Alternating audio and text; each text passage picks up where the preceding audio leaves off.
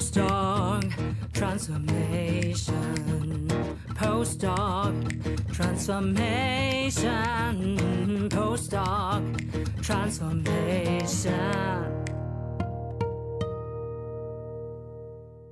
Invest in your postdoc transformation. Welcome to the seasonal show for scientists leaping into business. In every sponsored episode, we are happy to recommend employers of choice for you.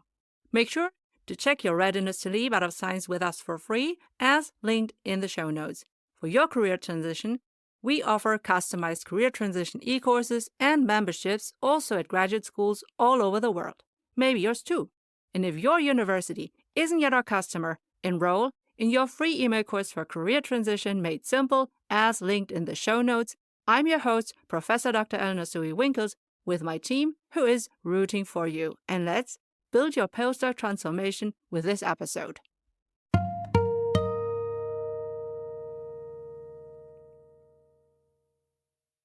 Dear postdoc transformer, we are now discussing the impact of the European AI Act on your job search, onboarding, performance measurement, and promotion in the future of work, and also, of course, in the realms of HR.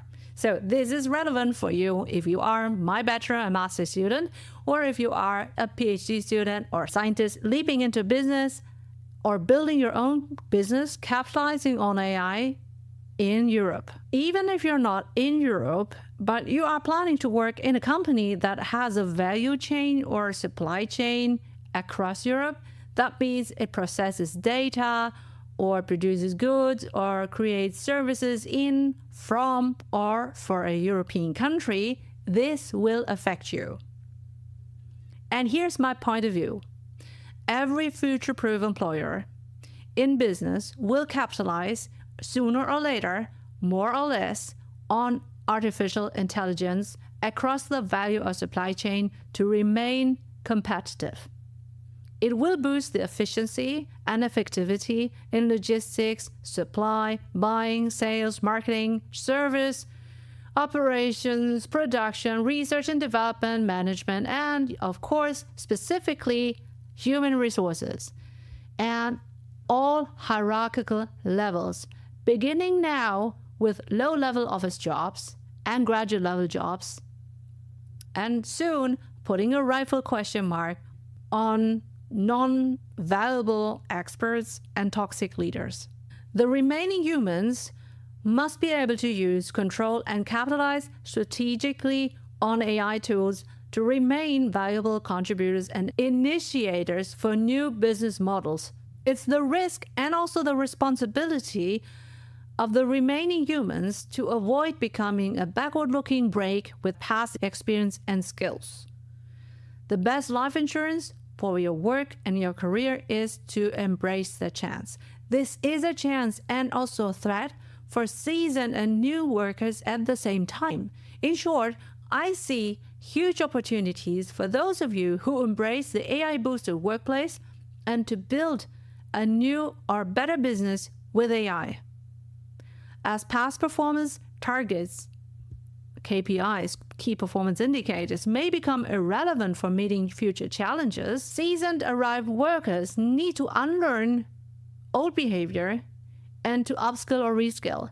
New workers can embrace the change, but have to break into the job market despite having a skill set that seemingly does not fit to outdated selection criteria. If you don't work yet in business, as you are still studying or working in research, play around with AI systems within your vicinity. This way, you get used to being monitored and appreciate the efficiency and effectiveness boost provided by AI systems. You get better reflecting and preparing your future of work with AI. From my point of view, and rather realistic as a former IT strategy consultant, this is an unprecedented change at the workplace, and it won't go away. And that's why I had to postpone my previously recorded interviews for the Postdoc Transformation show in order to make space for 2 episodes on AI. The European Artificial Intelligence Act is the world's first comprehensive legal framework on AI worldwide. As of May 24, the EU AI Act has now been formally adopted by the European Parliament. It is expected to be adopted by the Council this month. It then enters into force 20 days after publication in the EU official journal, with the implementation staggered over the next 2 years. So until 2026, employers will have time to get ready, as they will then be controlled for compliance and fined if they don't. The EU AI Act ensures that AI systems are used safely and ethically, prohibiting certain practices that pose an unacceptable level of risk, and setting out clear requirements and obligations for other AI systems and their providers, their deployers, etc., that have potentially harmful outcomes for the people whose data is processed. These people are the external customers for market research, advertisement, usage data, etc. And they could also be the internal customers like you. If you apply for a job at that company, or if you are working in that company, you are an internal customer and your work performance data is also processed. And that means your performance will be measured and monitored. And if you are promoted based on your performance or laid off because of your performance, well, then that's because you have been less competitive in a human and AI boosted team, and measured by AI, most probably. And once you have determined your readiness to leap and want to transition into business or industries, then you can enroll in your free email course with 10 actionable, bingeable email lessons until you start your job in business. You'll get 10 emails like this. Number 1, how to leap out of science. Number 2, how to build your sustainable LinkedIn profile. Number 3, how to read social media and network. Number 4, how to research your favorite jobs and employers. Number 5, how to do informational interviews to get insights. Number 6, how to create your customized applications with ChatGPT. Number 7, how to prepare your thesis from a business point of view. Number 8, how to apply to your favorite employers. Number 9, how to choose the right job offer. Number 10, how to prepare for your new job. If you are my bachelor or master student in real life, I'll be happy to discuss what an AI system is and what are the 4 roles. For example, number 1, provider, number 2, importer, number 3, distributor, and number 4, deployers, both public and private, in the context of our lecture on analysis and design of work. For all others, I will provide a general understanding. So here's the definition I will read out from the OECD, that is the Organization for Economic Cooperation and Development. An AI system is a machine-based system that, for explicit or implicit objectives, infers from the input it receives how to generate outputs such as predictions, content, recommendations, or decisions that can influence physical or virtual environments. Different AI systems vary in their levels of autonomy and adaptiveness after deployment. Further, the AI Act categorizes AI systems in 4 risk-based categories, which are associated with obligations for the above 4 roles. Number 1, minimal risk. You can use that freely. Number 2, limited risk. Then you have specific transparency obligations. So that means the companies must make it transparent that they are using an AI system of limited risk. Number 3 is a high risk. And by the way, this is where some specialized job profiles will emerge by a Brussels ripple effect. Let's go into the details of number 3, high risk, because that affords the most stringent day-to-day obligations in businesses. So 5 examples here. A, certain non-banned biometric identification systems, which are excluding biometric systems that confirm who a person says it claims to be. B, certain critical infrastructure systems. C, AI systems intended to be used in relation to education and vocational training. So that's essentially our home turf. AI will affect universities and vocational training heavily. D, AI systems intended to be used in relation to access to and enjoyment of essential private and public services. And E, recruitment, selection of individuals to monitor, evaluation performance, and behavior are considered high risk. When we look into unacceptable risks, these systems need to be phased out. Let's go into the detail for unacceptable risk AI systems. A, social credit scoring systems. B, emotion recognition systems using biometric data in the workplace and education institutes. Exceptions will apply though. C, untargeted scraping of facial images for facial recognition. D, behavioral manipulation and circumvention of free will. That does not cover advertising, by the way. E, exploitation of vulnerabilities of persons, for example, age and disability. F, biometric categorization of natural persons to deduce or infer their race. G, political opinions, trade union membership, religious and philosophical beliefs, or sexual orientation. H, certain specific predictive policing applications and real-time remote biometric identification in public by law enforcement. Exceptions may apply. As you can see, almost all of these unacceptable risks already exist and they have to be phased out. And also exceptions will apply. So the AI systems that you know nowadays in your vicinity are just the tip of the iceberg. And it will be very exciting to see in which direction this all will evolve.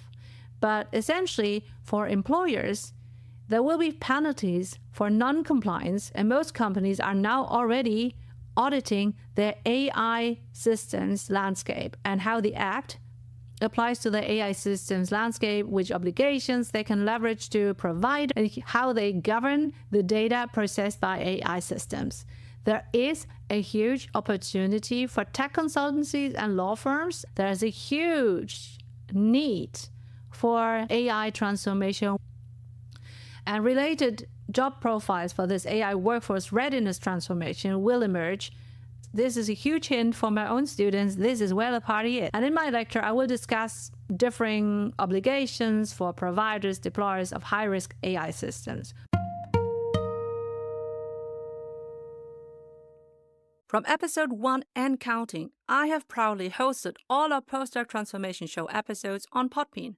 As a former IT strategy consultant, I have high requirements on my tech stack, and Podbean is my perfect fit for a podcast host.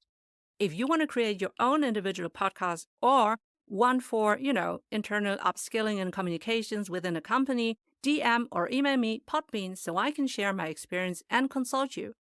You can also use my affiliate links for perks launching your own podcast with Podbean. Are you wondering how I do my videos and my podcast in my spare time? Well, Descript is the video and audio editor that I use, and I wish I had since day one of my Postdoc Transformation Show.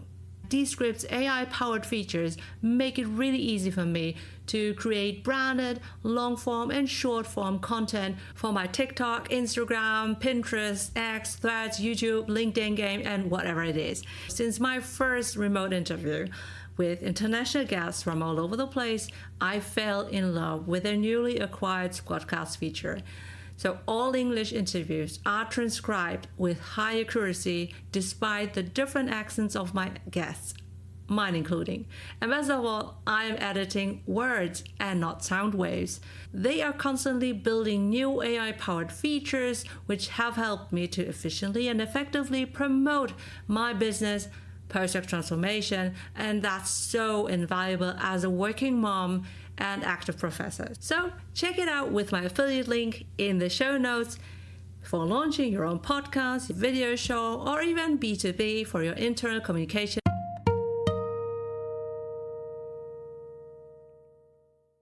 But now back to you as someone whose data is most likely to be processed during recruitment, performance management, and monitoring. Case number 1, recruitment. Just like you can use generative AI like ChatGPT for your job application, and listen also to our episode number 5 on how to use ChatGPT for your job application, companies can, of course, support each stage of the recruitment process with AI systems. They can, for example, draft job descriptions based on generative AI.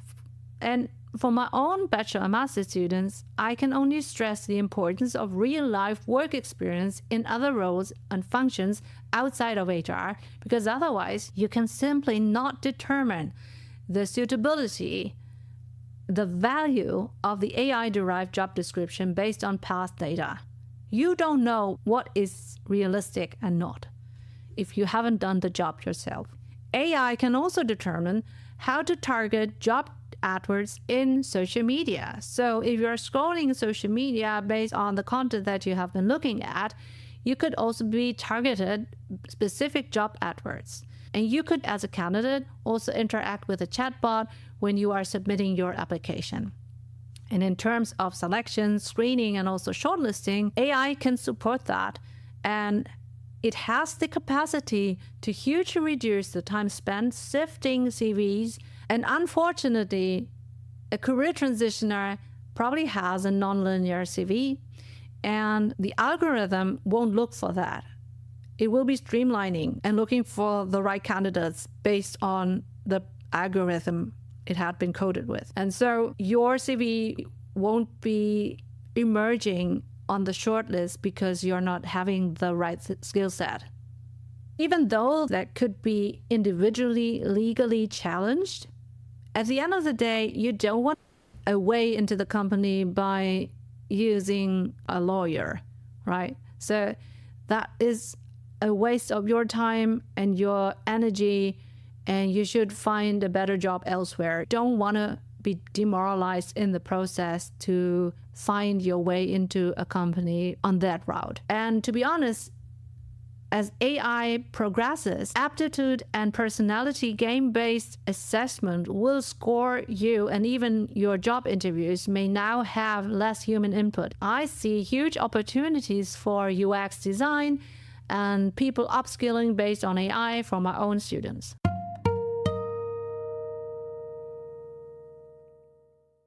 I built my postdoc transformation as a digital business, and I chose ActiveCampaign to be the centerpiece of all my services like email course, podcast, newsletter, show notes, website, sales page, merch shop, forms, whatever it is, as needed. As a former IT strategy consultant, I have high requirements on my tech stack, and ActiveCampaign is a must-have recommendation. I use it daily. If you want to create your own digital business with various lead magnets and funnel options, DM or email me ActiveCampaign so I can share my experience and consult you. You can also use my affiliate links for perks launching your own digital business.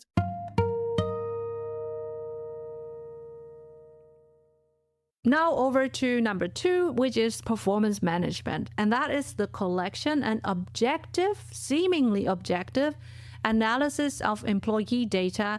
That means that AI is widely used as a performance management tool. Algorithms can undertake comparisons, detect opportunities for improvement and efficiencies, and generative AI could even generate a performance review.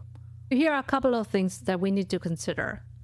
This kind of information has the potential to make management decisions better informed and more objective, but of course, the role of regulation, such as the AI Act in Europe, is to ensure that safeguards are in place to ensure this is done ethically and fairly. And it depends on the training data. It depends on who is coding the algorithm. It really depends on how applicable is that for the people who are working at that place. And once they are performing, then obviously it will be easy to categorize ready to be promoted or should be sanctioned. But the problem here is you can only categorize based on indicators coded beforehand, right? So this is essentially the basis for transactional performance criteria.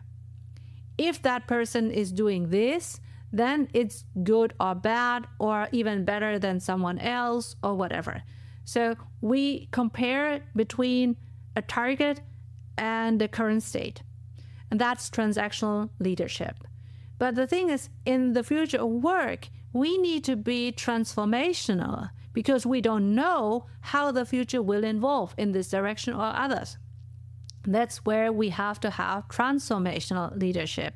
That is, we have to inspire, we have to motivate, we have to foster, we have to consider individually our team members to become better leaders, experts at the workplace. So again, where transformational leadership is required to innovate for the future, outdated and transactional performance criteria are misleading. And the devil really is in the details. So how can the company ensure that the AI system looks for the right future-proof performance indicators? And that's a great opportunity, again, for my bachelor and master students of industrial and occupational psychology. It will be key to understand that key performance indicators, KPIs, can be deficient. So the one who sets up the AI to look for KPIs hasn't thought of including all factors that are needed to determine good goal-directed performance. And to be clear, there will be not just one way of perfect goal-directed performance. Instead, there will be many ways. So how can an AI even look for all the different variations and combinations of KPIs that are unprecedented before because they are so novel? That's novelty detection. How can AI do that?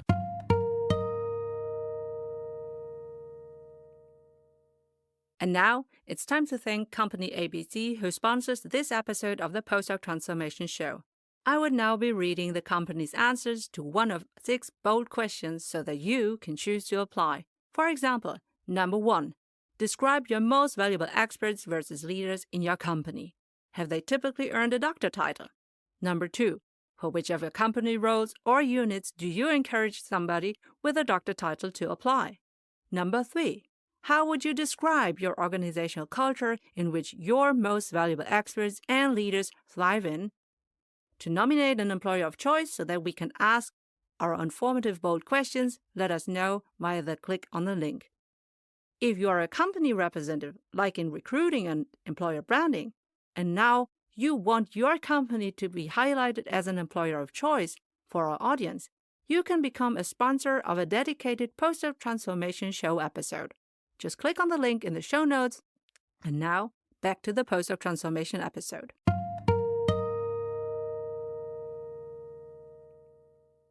And then also KPIs can be contaminated. So we measure something that has nothing to do with the performance.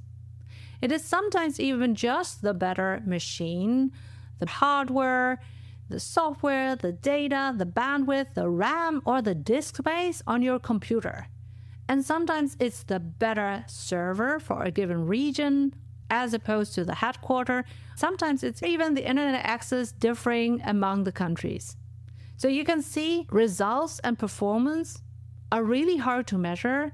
And just because we have seemingly better measurement means, that does not free us to think strategically on what we really want to measure and why we want to react on that. Performance measurement should also be based not on results, but rather on goal-directed behavior. And for creative work, this is really interesting and related to the next point, number 3, monitoring and surveillance.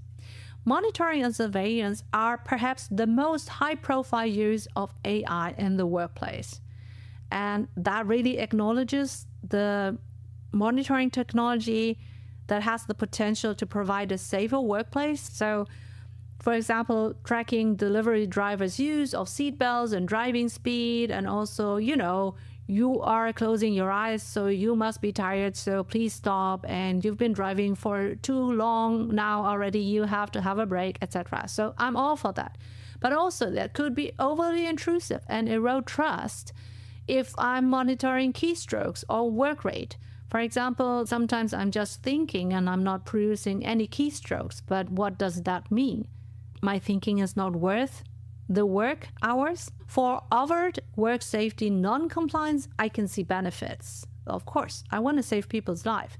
But how active someone is does not indicate laziness or engagement.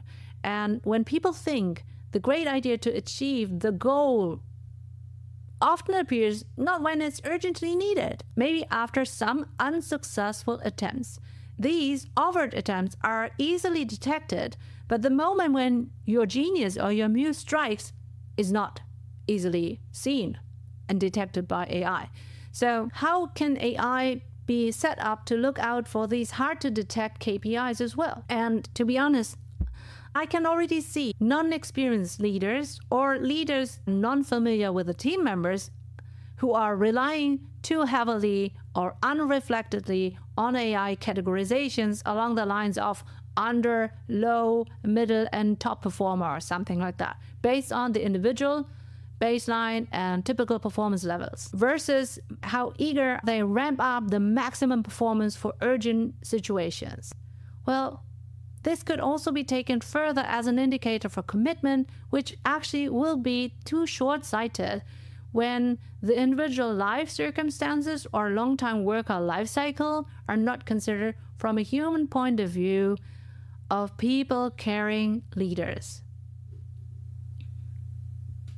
And that is maybe a not so bright future, and I don't know how you feel about that.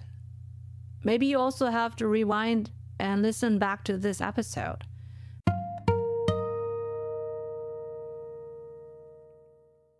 Hey postdoc transformer, are you curious to ask professors, principal investigators, visiting scientists, postdocs, PhD students, and candidates some in-depth life and career guiding questions, but it feels cringe, so you end up not asking?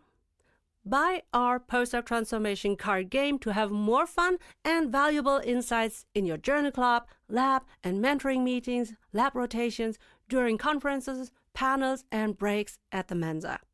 You'll get 10 intriguing mentoring questions per career level. So 10 for PhD students, 10 for postdocs, 10 for professors, 10 for parental scientists, underprivileged and underrepresented and underserved scientists.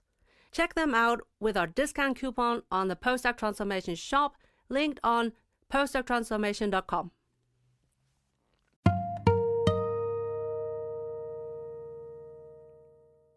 Looking into the future, on the one hand, when there is a war for talents and a shortage of skilled workers, it will be really interesting to see how eager the talents and high performance are to join a workplace where AI rules. But on the other hand, workers who are truly lazy will have it more difficult to work on non-work related, private, or even worse, double-dipping tasks with work-related resources. So receiving a salary for no work or two salaries for the same time.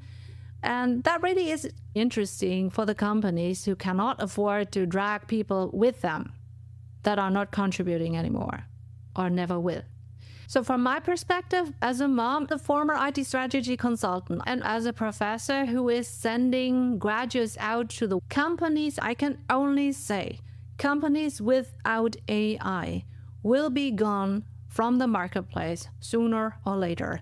And if you have professional integrity as one of your values, if you are ethically a good worker, you won't be misusing work-related resources for your own purposes. I encourage you to embrace your future of work with AI. Again, listen to the previous episode 45 as linked in the show notes, because AI is here to stay, and the EU AI Act is regulating it as of June 24.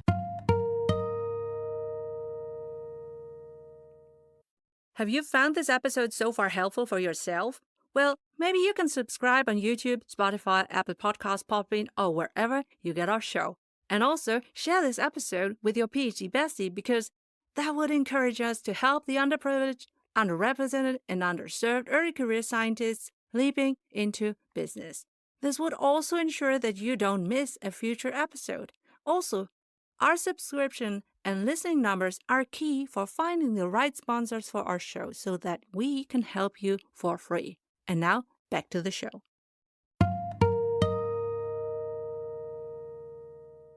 Now let's talk about some homework for you. What can you do to prepare best for your future of work with AI, looking at the EU AI Act? Okay, So you must create your own opportunities. This is the time where people will be sleeping and you have to be awake, especially if you have not much to put forward during the application. You have to network with the right people. But how? Number 1, find them on specialized conference websites. Number 2, connect with them on LinkedIn and ask them whether they have appointments for you at their booths. Number 3, propose and ask them for a thesis topic that they find valuable in their business. Maybe you are lucky. Number 4, if possible, write your bachelor or master thesis in the realms of AI times whatever your study degree is. Number 5, even if you were not able to write your thesis with them or at their company, you should send them an executive summary of your thesis, thanking them for providing valuable ideas in the early ideation stage, and use that opportunity to share that you are open to work in roles valuable for them in their companies. Why? Because you must bypass the AI recruiting system and impress the key people with your creativity. And by the way, in my free email course, Career Transition Made Simple, I have one email focusing on writing an executive summary of your thesis that is employer friendly. So that's not too scientific, right? So you can enroll for free via the link in the show notes.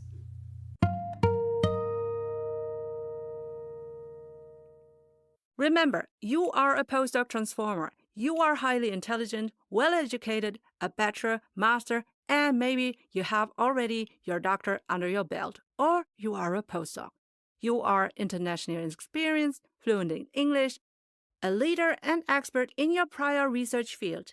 You're resilient, brilliant in adaptation and problem solving. You are eager to bring in the transferable and monetizable skills needed in many companies to embrace the future and to become or remain an innovator in their markets.